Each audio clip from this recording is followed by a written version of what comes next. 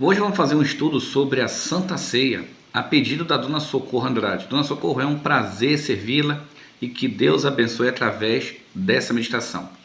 O tema que ela pediu foi sobre a Ceia do Senhor. Eu separei alguns tópicos aqui para podermos compreender a ceia, o que é a ceia, qual a simbologia da ceia, quando fazer a ceia e quem pode ou não pode realizar a Santa Ceia. Vamos aprender juntos? Vem comigo. Primeiro, qual o nome verdadeiro desse evento? A Bíblia menciona que o nome verdadeiro é Ceia do Senhor. Leonardo da Vinci, e outros pintores colocaram o nome de Última Ceia. E a Igreja Católica Apostólica Romana denomeou como Santa Ceia, tá bom? Nosso segundo ponto aqui a ser colocado. Onde o evento da Santa Ceia está registrado? O Evangelho de João, ele não registra a Ceia do Senhor. Aonde se tem registro é em Mateus capítulo 26, versículo 17 a 30, e também o Evangelho de Lucas capítulo 22, versículos 7 a 23, tá bom?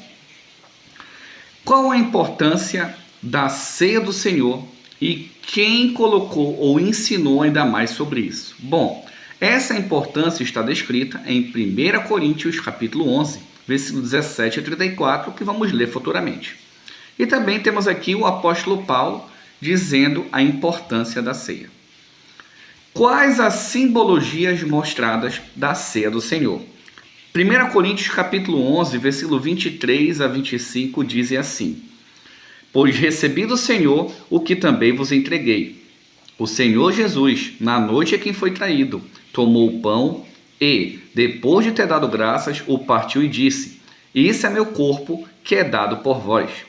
Fazei isto em memória de mim. Do mesmo modo, depois de comer, tomou o cálice, dizendo: Este cálice é a nova aliança no meu sangue. Fazei isto todas as vezes que o beberdes, em memória de mim. Muitas pessoas acreditam que essa aliança anula os 10 mandamentos. Não, não anula. A antiga aliança foi a Páscoa instituída quando o povo estava para sair do Egito antes da 10ª praga. E essa aqui é a nova aliança. Então, o novo sangue capaz de perdoar e purificar pecados, agora não é mais de animal. É do próprio Jesus Cristo. Tá? Agora vamos continuar lendo. O que representa o pão ázimo? Vamos ler? Levítico capítulo 23, versículo 6 diz assim: E no dia 15 desse mês é festa dos pães ázimos, ou pão sem fermento, festa do Senhor. 7 dias comereis pães sem fermento. Jesus, ele é o pão da vida. João capítulo 6, versículo 48 e 50 dizem assim: Eu sou o pão da vida. Este é o pão que desce do céu, para que todo aquele que dele comer não morra. Mateus 26, 26 diz assim: Enquanto comiam, Jesus tomou o pão e, abençoando-o, partiu e deu aos discípulos, dizendo: Tomai e comei, isso é o meu corpo. O corpo de Jesus, ele representa o pão sem fermento. Por quê? Porque Jesus Cristo, em várias passagens da Bíblia, ele diz que fermento representa falsa doutrina e representa pecado. Então, o pão que Jesus estava se alimentando, realmente, ele era um pão ázimo, de representação espiritual, que é o corpo de Cristo, sem falsas doutrinas e sem pecado. Vamos agora continuar para a próxima simbologia. O suco da uva, ou o suco da vide, ou vinho, como muitas pessoas acreditam. Vamos ver? Mateus capítulo 26, versículos 27 e 28 dizem assim: E, tomando um cálice, rendeu graças e o deu a eles, dizendo: Bebei dele todos, pois isto é o meu sangue, o sangue da aliança derramado em favor de muitos para perdão dos pecados. Então, esse suco de uva representa o sangue de Cristo.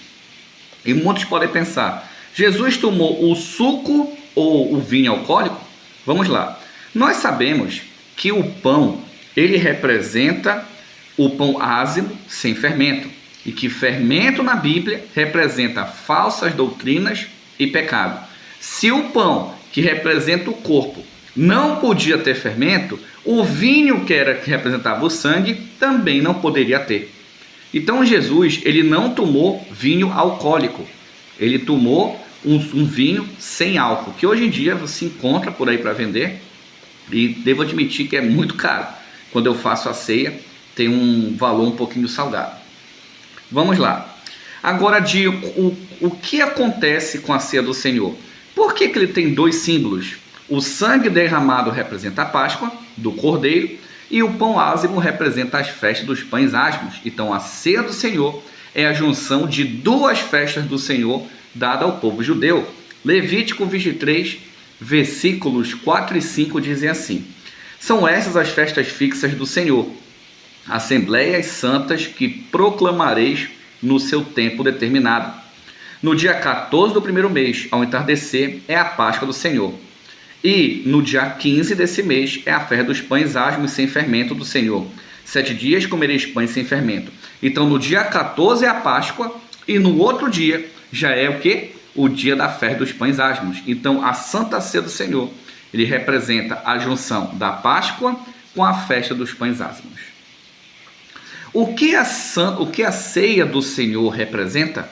A ceia do Senhor é a junção das duas festas, como já vimos anteriormente. Quando devemos celebrar a ceia do Senhor? É uma pergunta que muitas pessoas fazem. 1 Coríntios 11, 23. Pois recebi do Senhor o que também vos entreguei. O Senhor Jesus, na noite que foi traído, tomou o pão. Essa noite é a Páscoa. Na noite que Jesus foi traído, foi a festa da Páscoa, ou a Páscoa que Deus deu aos judeus. Então não existe em nenhuma parte da Bíblia dizendo que se deve fazer 3 vezes, 4 vezes, 5 vezes no ano. Não se tem essa informação. Isso não é base bíblica. Tudo que nós temos que seguir é a Bíblia. Se Jesus só fez na Páscoa, o correto é apenas fazer na Páscoa, tá bom? Ah, mas é pecado fazer em outras ocasiões? Não, a Bíblia não coloca, mas ela também não defende, tá bom? Eu só ceio na Páscoa.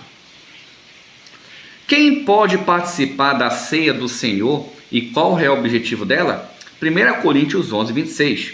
Porque todas as vezes que comerdes deste pão e beberdes do cálice, proclamais a morte do Senhor até que ele venha.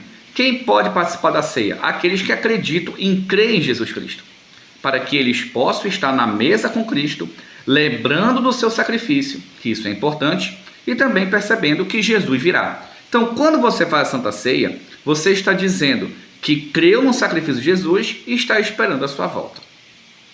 Agora tem um outro ponto. Existem pessoas que não podem fazer a ceia? Vamos ver o que a Bíblia diz? 1 Coríntios 11, 27. De modo que qualquer que comer do pão ou beber do cálice do Senhor indignamente será culpado do corpo e do sangue do Senhor. E agora? Primeiro, ser indigno é você não crer em Jesus. Se você não crê em Jesus Cristo, você não tem que fazer a ceia. Só que tem um outro ponto também. 1 Coríntios 11, 28 e 29. Examine-se, pois, o homem a si mesmo, e assim coma do pão e beba do cálice. Porque quem come e bebe para a sua própria condenação, se não discernir o corpo de Cristo. Ou seja, se não fazer parte do corpo de Cristo, não coma. Só que tem um outro ponto. 1 Coríntios 11, 30 a 32 diz assim: por causa disto, há entre vós muitos fracos e enfermos e muitos que dormem.